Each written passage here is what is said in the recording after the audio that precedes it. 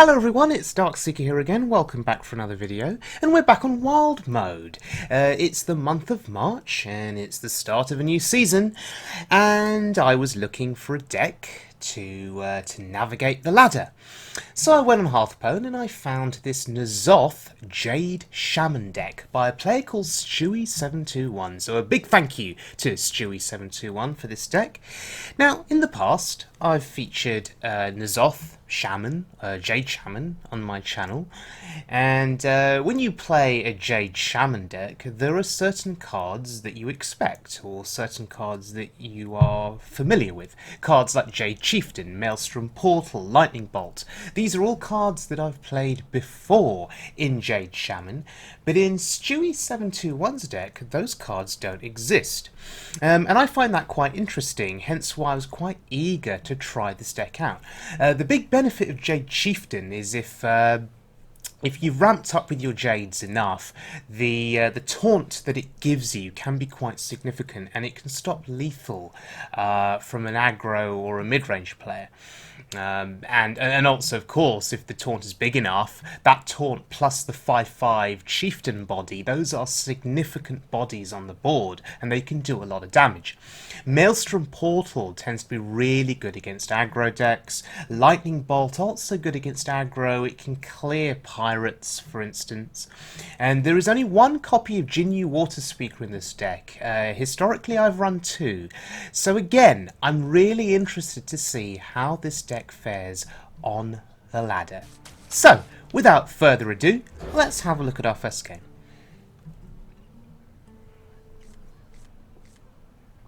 And we're going up against a priest here. Now, here's one of the problems with a mid-range Jade Shaman deck. Sometimes you don't draw any early game. There is a Tunnel Trog or two in this deck. There is Totem Golem. We didn't get any of those cards, and that is really annoying. So now we are relegated to playing the slow game against this priest. And that is not a good thing. In my opinion, the longer the game goes, the bigger the advantage for the priest. It's a dragon priest who is going to be running Draconoid Operative. So he'll be stealing some of my big threats from my deck. And already with Netherspite Historian, there's probably two medium to big sized dragons sitting in his hand. So that's really unfortunate.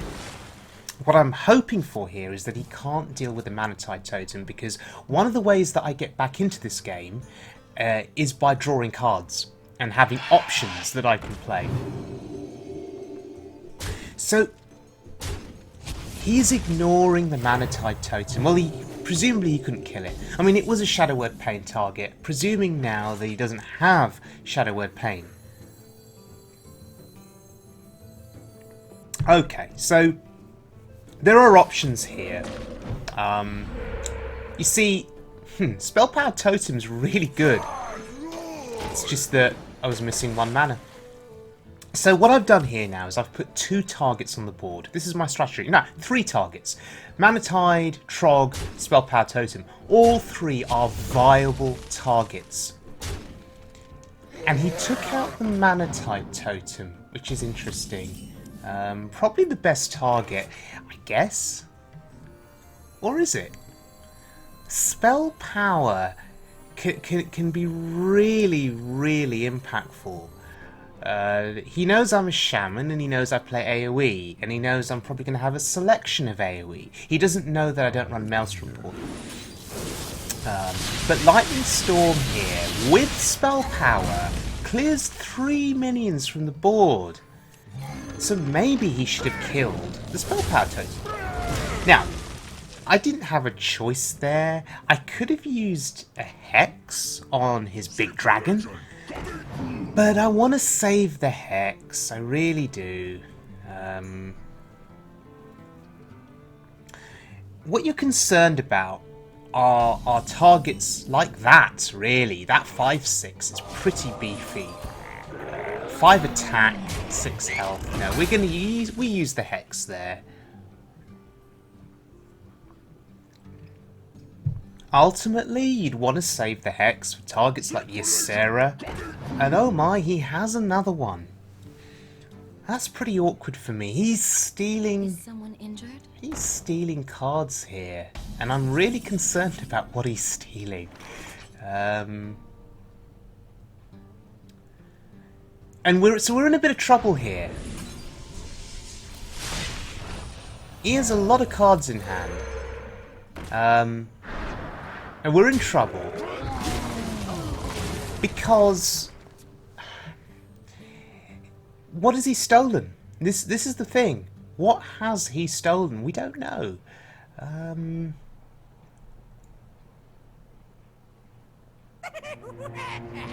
Yeah, he stole Dr. Boom. Yeah, oh hello, there's my Dr. Boom. This is quite awkward. Now in some of the previous Jade Shaman decks for Wild Mode that I've run, I didn't run Dr. Boom, and the reason is I felt there were better Death Rattle minions to get back from the Zoth. A Belcher is better than a Boombot, for example, but this deck does run Dr. Boom, and we've just played him. He's Dr. 7. When it's turn 7, you play Dr. Boom. That's what the priest did. So impactful. But we play him because he can be a massive swing card for you. He can really impact the board because of those boom bots. Wow. Well, that's interesting. The key thing here is our Dr. Boom lives and we have a boom bot on board. It would be nice if the Flame Tongue Totem was next to the Boombot, but it's okay. We can refill the board. Dragonfire Potion, wow, okay. So now we know we're going to get 2 Boombots back from N'Zoth. I mean, I said earlier Belcher is better than a Boombot. Sure, Boombots aren't the worst thing to get back. On their own, they still have value. They still have value.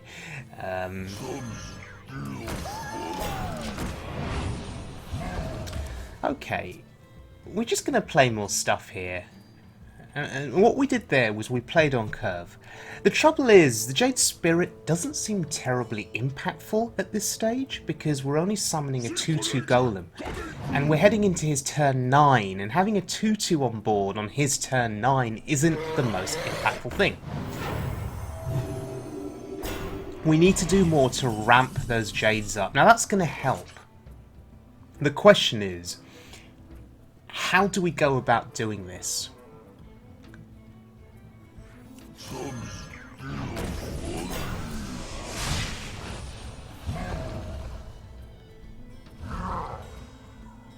So, what I'm saying here is, I'm inviting him to kill my Sludge Belchers, and I'm saying, yeah, sure, kill him. Kill him because I want them back. I want them back with N'Zoth. Now, I'm pondering next turn playing White Eyes.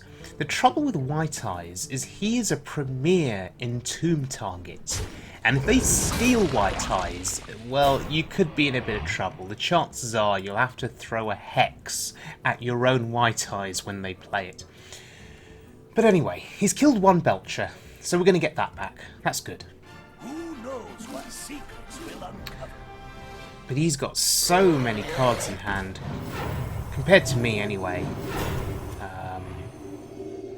And he's got Brann Bronzebeard on board. Wow, and here comes the value. Here comes the Talon Priest value, and that Brann has 10 health. I can't answer it. I can't answer it. It's really awkward.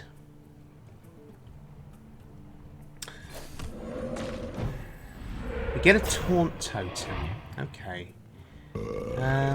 Excuse me.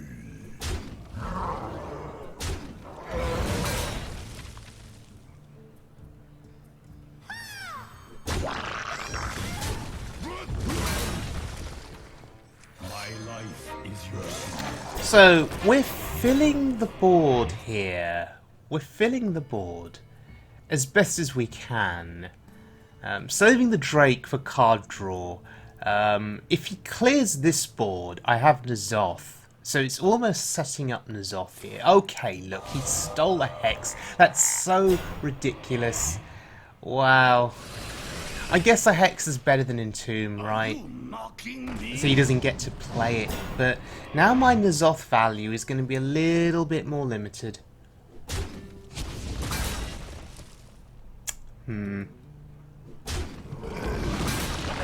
And this is looking pretty dire for me right now. If you look at what he's got on board, and if you look at that Brann, this is looking very bad for me. But we can ramp the golems up a little bit more.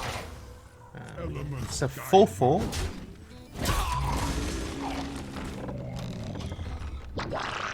Oh, nearly forgot to attack. With the slime there, the 1-2. So, okay, we've got a board now. Just like that. Welcome to the exam. Jade Claws is really, really broken in a situation like this. I mean, look at what it did. That 2-cost weapon gave me a 2-attack weapon with 2 charge, and it summoned a Jade Golem. I have no time for games. That's awkward. Curator with Brann was also very awkward for me. I don't know here. This is looking bad because of that Brann value. He's got 2 Death Rattle minions in hand now that he can play, and the chances are they're probably good ones, right?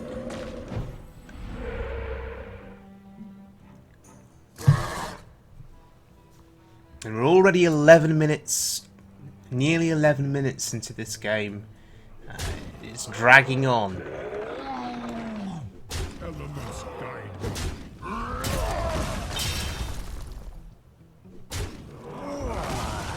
And because of Sylvanas, I can't play anything else. I can't play the thing from below. We need to get rid of Sylvanas, but destroying his Brann, I think, was a priority there. Oh wow, he got 2 shifting shades. That means he's going to be stealing more of my cards. I don't know how I feel about that. Where's Aya? The question is, what cards is he? What cards could he steal if I play the Aya now? If he trades the 4-3s in, what else is he going to steal?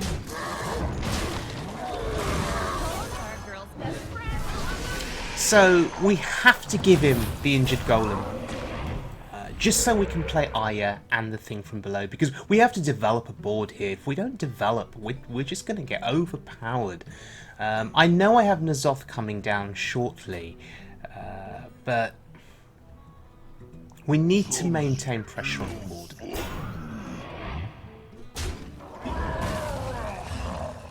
Interesting.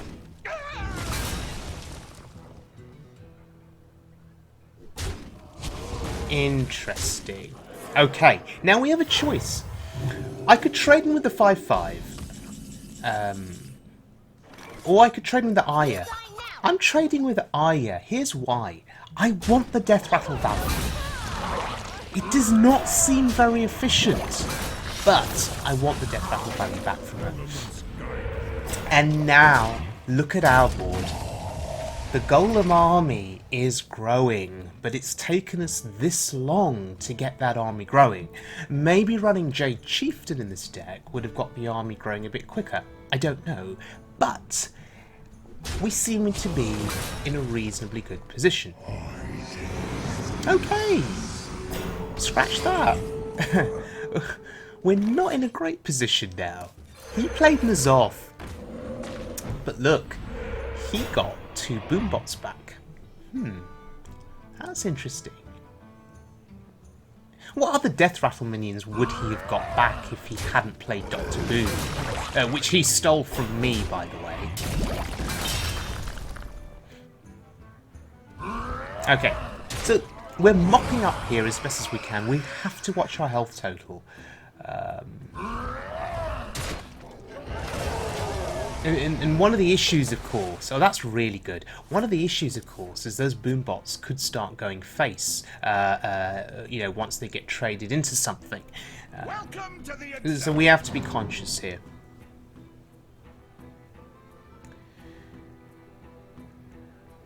It'll be interesting to see what he targets, whether he is scared of the Manatide Totem or not. I presume he will be. But that Taunt Totem is really good. That's really helped. It's eaten up one attack. Yeah, he kills the Manatide first. Oh, that's good. Okay, go face. Yay! The 7-2 lives. That's incredible. Yes, that's incredible. Because now we can heal. Ooh, he stole that. Okay. He only gets a 1-1 though, that's fine. But there's a lot of pressure on board here.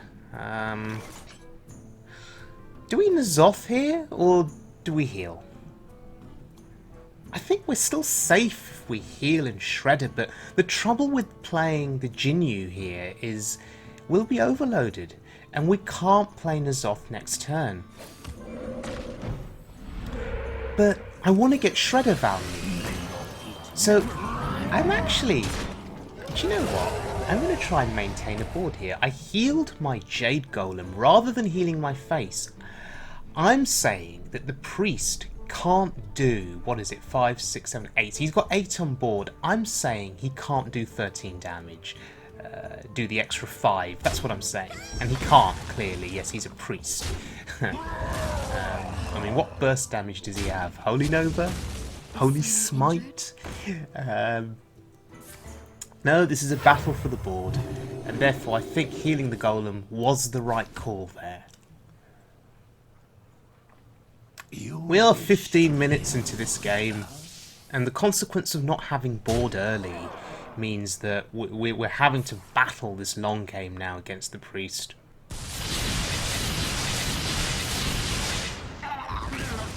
Okay, that's progress. That is progress. He rolled low on the Lightning Storm. Really? Okay. Took that from the Curator. Huh. Okay. Popping the Shredders here for Doomsayer. No. Okay. Maybe I should have killed the 3-4 then. Well, he's going... Oh, okay, he went face with the Chugger. I guess that's smart. Freezing my face. He's going to kill that? Okay. Yeah. I was wondering if either of us would get a Doomsayer from the double Shredder trade. I guess it's unlikely. So I guess popping his Shredder on my turn was a bad call, because it means he can then use the minion on his turn, the following turn.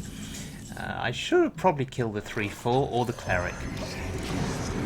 But finally, we get the N'Zoth value, and we get what I want. We get double Belcher, that saves our face. We get Aya, that's a Golem, and we get a Shredder, which is unpredictable. Now, the Boombots. What would I have got had I not played Dr. Boom? What other Death Rattle minions would I got? Bloody hell, really?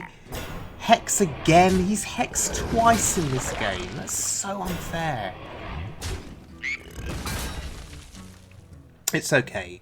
We have Jade Spirit, which I'm going to be really happy with now, because it's going to give us a big golem. Oh, and that's so good. Brann and Jade Spirit. Now he's at 29, I have to start trading here and hope the Boombots do something. That's really good. Okay, I'm happy I got the Boombots back then. They've worked out pretty well. Right, and we play a woohoo and we get an 8-8 and a 9-9. Yeah, that's pretty good. So, what are we fearing now? We're fearing Light Bomb. This is wild mode, Light Bomb's a thing. So we've sort of gone all in here. But I think it's a gamble rather that we need to take, because if he doesn't have Light Bomb, it's probably game over.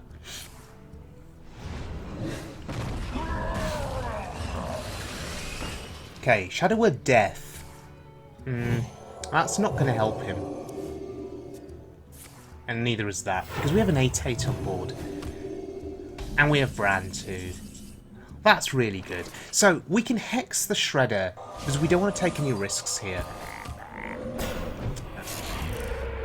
And we just continue the face hits. Boom, boom, boom. Nice. So, he's at 13. Light Bomb or bust, I think. Light Bomb or bust. He has to kill that 8/8.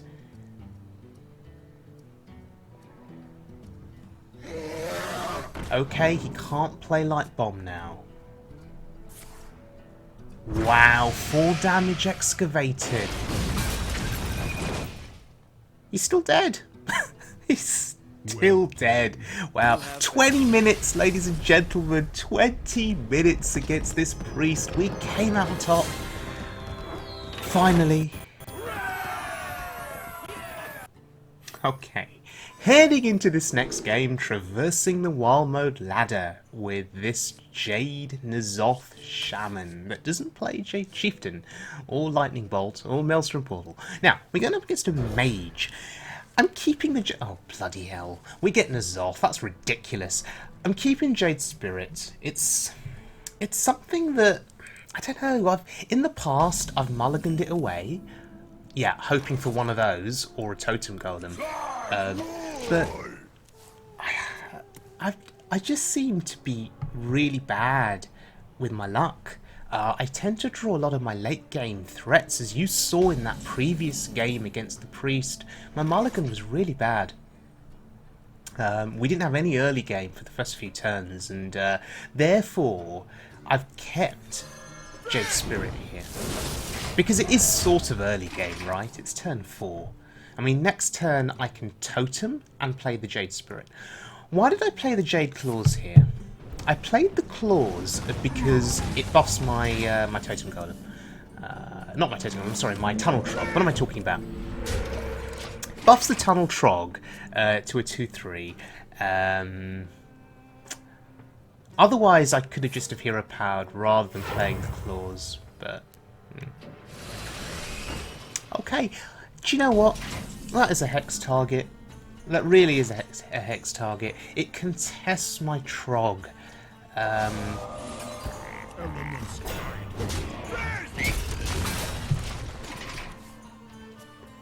That's fine. Now, next turn we can play the Jade Spirit. We get a 2/2 Golem. So, we've got the Golem ramp going now. Ooh, Mechanical Yeti. Ooh, we can play that. That's even better.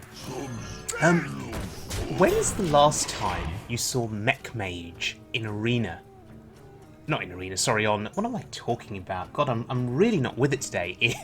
On Wild Mode. When is the last time you saw Mech Mage on Wild Mode? It's been a while. Okay. So, if he's playing Mechanical Yeti, I'm going to make the assumption that because of the spare parts, that Antonidas is in his deck. Because you play Mechanical Yeti, you get the spare parts. You play Clockwork Gnome, you get spare parts. And you play those spare parts with Antonidas, you just get those fireballs. Now, healing the Belcher here, I think, is a smart play. The reason is, it survives the trade.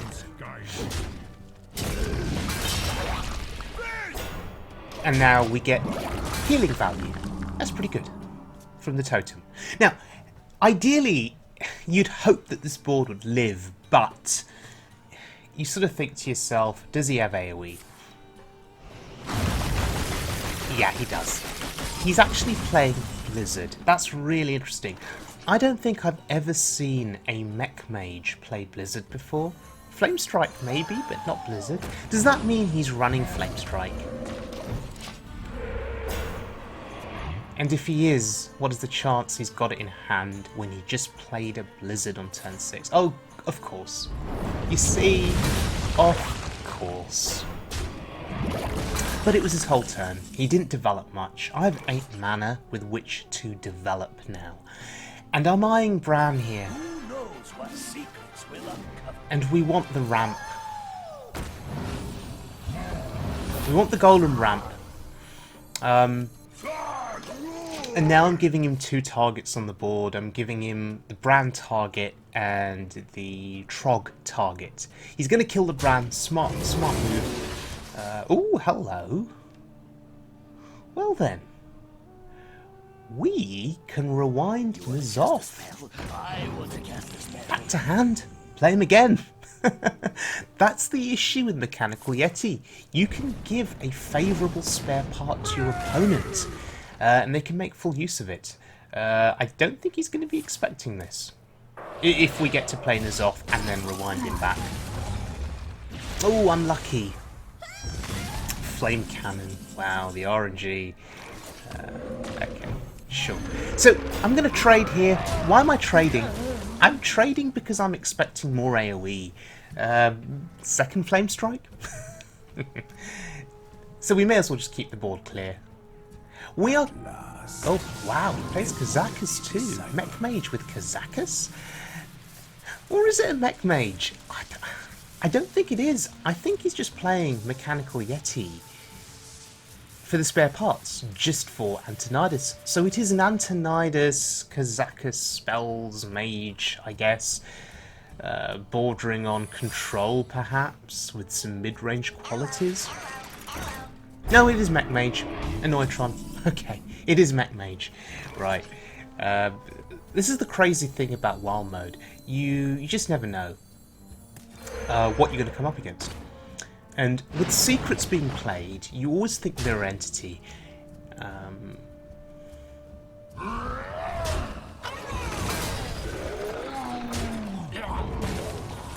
It's not Mirror Entity, so I'm safe to play Dr. Boom there. Which makes me wonder. Oh, that was good for him. I overcommitted. I forgot about the Kazakus spell. He gets some demons too. Wow, that's really good for him and really bad for me. And that's the attack of the sheep. Now, I guess the only positive in all of this is that Aya can get played soon.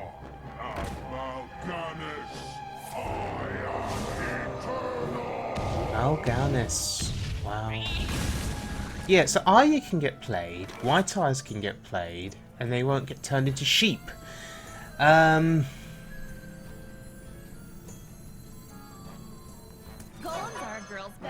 We can't kill that. So here's what we're going to do. We're just going to make some preliminary trades here into Mal'Ganis. Don't want to hit him once more, just for luck. It clears a bit of space on my board too for White Eyes and to hear about. Oh, we'll hit him a couple more times. Why am I doing this? I'm doing this because I'm scared of more AoE. I'm scared of cards. Yeah, cards like that. That's so annoying. That's so annoying. Wow. Oh, he kills a spell-powered totem. Wow. Okay, that's good. Okay, so our trading there it worked out earlier, and that's helped. Oh, he gets a duplicate on Mal'Ganis. Do you know, I'm not sad about that. Mal'Ganis is expensive. He isn't going to be able to do much else. One of those secrets has to be Ice Block. And I'm going to make the assumption that Counterspell is in play. Now, why does Counterspell upset me? Because it's going to stop me playing the spare part on N'Zoth. That's the issue here.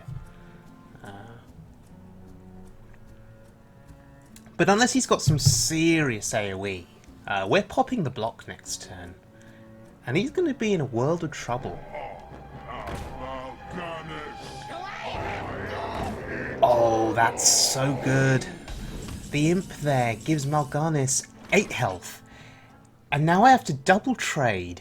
I can't just use the 7/5 Golem. I've got to use the sheep as well. That's so annoying. Is there any other way around this? No. So I've got to do this. I've also got to think about popping the block efficiently too, and see how low I can put him. The trouble with trading the 7/5 is that White Eyes is going to get buffed by the Flame Tongue. White Eyes then deals 7, and that's awkward because then he'll be at he isn't going to be as low as I'd want him to be. So do I just use White Eyes? I'm going to use White Eyes so I get an Azoth value. I'm going to do that. I'm going to do that. I'm going to do that. Puts him at 7. That's fine. At least I get my Azoth value. And I do that. Fine. So I did that the long way.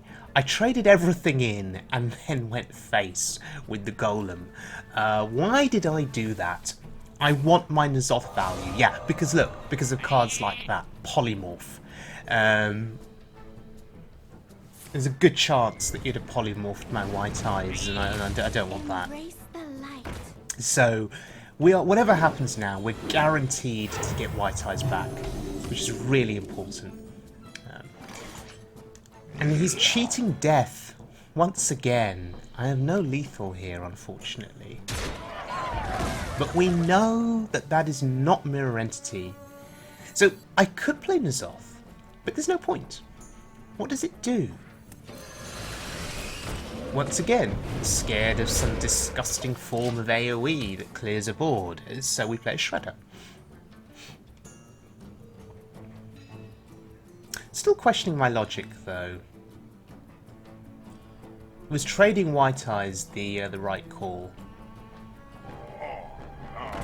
Yeah, I think it was. Guaranteed N'Zoth value, it's fine. So, there's the third Mal'Ganis, and he gets 8 health once again, so we've got to plough through him. How do we want to do it? Draw a card first, sure. Oh, that's good. So, let's think about this. If we kill the Mal'Ganis, that has to be counterspell, right? So if that is counterspell, we have to play the spare part first.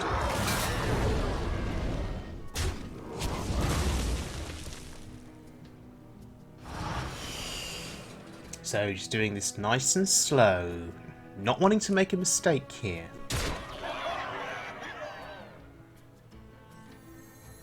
So we've got to rewind something. Let's not mess this up now. Yes, it's counterspell. Okay, and that's the win. Wow. Playing around counterspell. What a game. Triple Mal'Ganis. Not what you expect. But there's the bonus streak.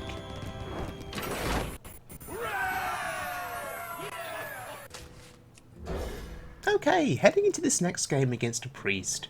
Now, one of my complaints about this deck previously was that I was very unlucky getting early game. Well, my prayers have been answered. The RNG gods have blessed me because look, there's a tunnel trog, and we have a trog into a totem golem. That's pretty awesome. I wonder.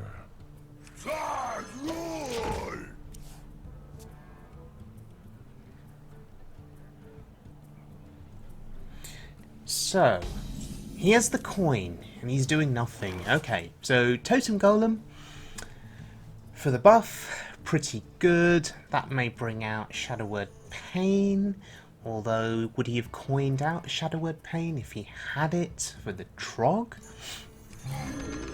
When people see Totem Golem and Tunnel Trog, they immediately think, I think they immediately think Aggro Shaman.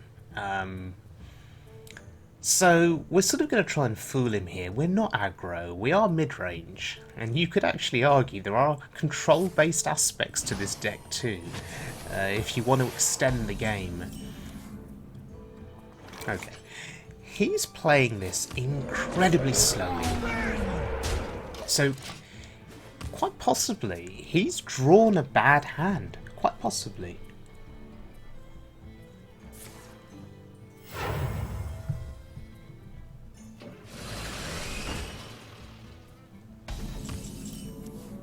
Okay, we need to protect our board here, and the best way of doing that is either to Lightning Storm or to play the Jade Lightning.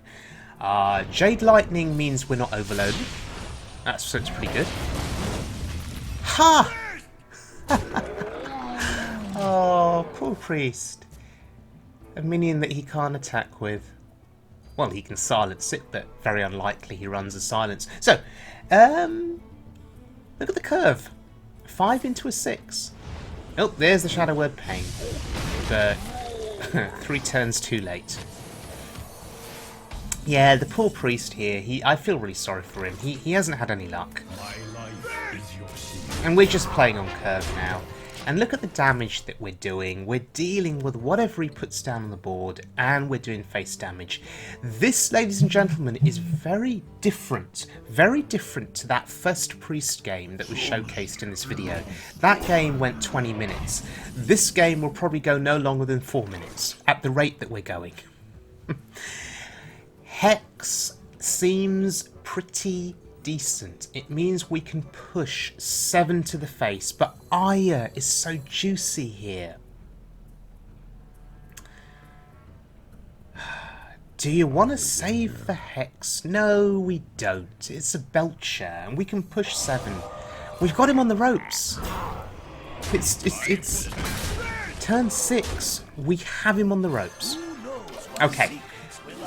And now we're putting down a taunt target on the board. Brann essentially has taunt. It's saying you've got to kill that card. If you do not kill Brann Bronzebeard, bad things are going to happen with golems.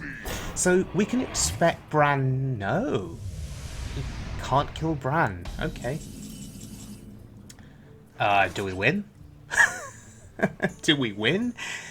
Deathlord is his last gasp here, his last defensive play. We have Flame Tongue Totems, so what can we do here? If in doubt, Lightning Storm. See what happens. Do it again. Roll for 4. Always lucky. Never lucky. Oh well, he's still dead. Oh, hello. There's Dr. Boom. Oh, on turn 7. Turn 7, Dr. Boom. Out of the deck. And there we go. Moving into rank 11. Pretty good.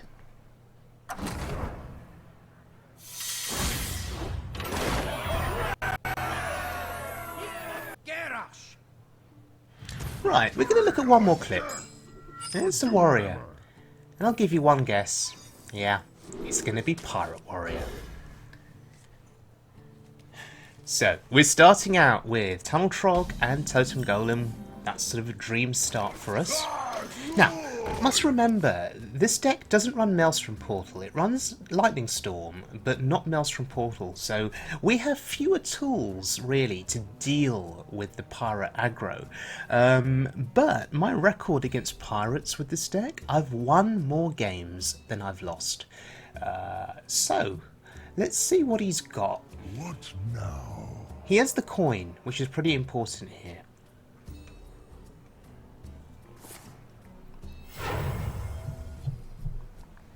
Yeah, he's going to hit it with something. There's the weapon, there's the Winaxe. So if you can survive into the mid-game against a Pirate Warrior, if you start playing Sludge Belcher, you're in a really good position, because Belcher is one of those minions that they find really difficult to get through. It's a double-layered taunt, which is really important. Another issue potentially with this deck is it only runs one Jinyu Water Speaker. Now in the past, when I've played Shaman against Pirate Warrior, having double Water Speaker is good because you're more likely to draw into one. And if you have Brann, Brann Water Speaker pretty much means you win the game against pirates.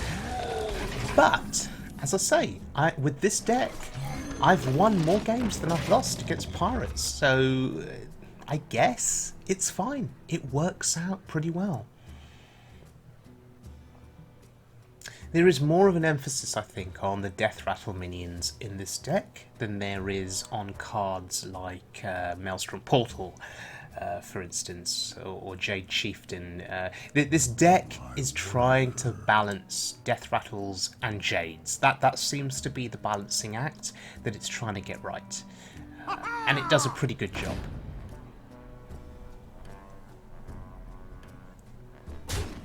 Is he going to trade everything here? Is he that scared? He is. Well, that's pretty good for me. 3 damage just got removed from the board voluntarily. I think he's scared of AoE. So he's thinking that if his small board gets AoE'd away with a lightning storm, for example, that I'll be left with that that totem golem. So anyway,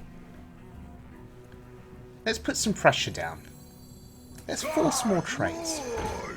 Now, what does this do? It gives me a 1/1. That's really important against Pirate Warrior. Just having any form of minion presence is really important. So it gives me a 1/1. And he will now have to make the decision. Does he spend 2 mana hero powering and trading into the Trog? Or does he develop something substantial? Oh, he chooses to develop. Okay. Will he trade? He does trade. Wow. The Trog has just saved me 4 damage to the face. I'm at 30. He's at 22. It's as if I'm the aggro player. This is insane. Oh, damn it. The overload. If it wasn't for the overload, we could have played Sludge Belcher. But it's fine. Look, we've just got Thing from Below. That's another thing that ruins the day for pirate decks. Sludge Belcher, Thing from Below, Lightning Storm. All of those cards really awkward for aggro decks to deal with. Okay, if I could top deck a Jade Lightning here, I'd be very happy. Jade Lightning is another card that can just remove pirates or frothing berserkers. That's even better because I can play a Thing from Below as well. Yep, mana efficiency. And look at the curve. Next turn, it's turn 7. I'm at 25. It'll be Dr. Boom or Dr. 7. And there's nothing he can do. How does he get through the Thing from Below? He'd have to invest Arcanite Reaper into that. And then you'd think, yay, I've cleared the board. Yeah, he's going to do it. So he's going to be feeling pretty good about himself right now. Yep, just cleared the taunt. Now I can go face for 1. But here comes Dr. Boom. Happy to use the weapon charge there, because next turn we can play another weapon, and we have a Sludge Belcher. So far my luck has been pretty good, and you have to be lucky with your draws to beat an aggro deck. You really have to be lucky. You need those taunts. In order, in the mid-game, you need to roll taunt totems. And so far, for me, as I say, we've been lucky. Thing from Below, Sludge Belcher.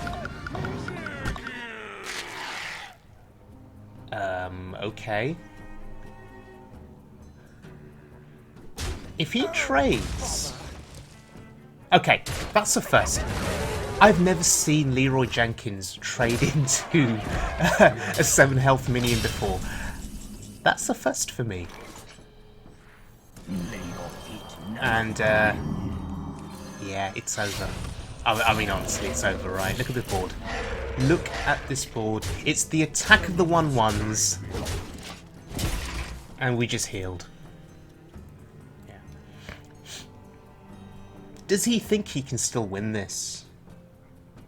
We have 9, 10, 11. 11 damage. Does he think he can kill me over 2 turns here? I mean, he's Pirate Warrior. It's quite possible, maybe. Oh, we've seen Leeroy. So maybe it isn't. First, the pirates call. Oh, South Sea Captain. Okay. Sure. So I can't kill him. But the bombs may do some damage. Okay, correction. The bombs are useless. 1 damage. Seriously. Okay. We're just going to trade. We're just going to get a nice value trade there. And just going to maintain the board. We have a Sludge Belcher in play. We can't die, surely. Not to 1 card in hand.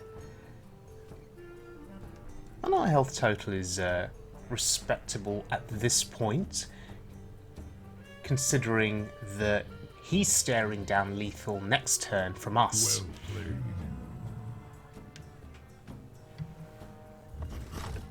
Oh, he's still hanging in there. He still thinks he can do it. I'm surprised. Usually Pirate Warriors concede when they see that there's no hope of them bursting their opponent down. Wow, and look at what the Belcher bought me there. It suffered an attack from the Arcanite Reaper. It suffered an attack from a charge minion. My life is your shield. Sludge Belcher, best taunt in the game.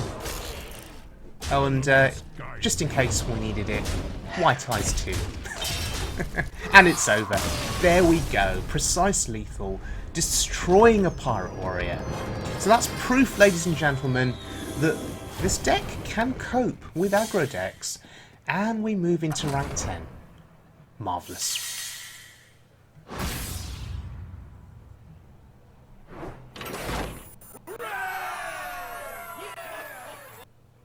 Okay, so this was Stuie721's Jade Shaman.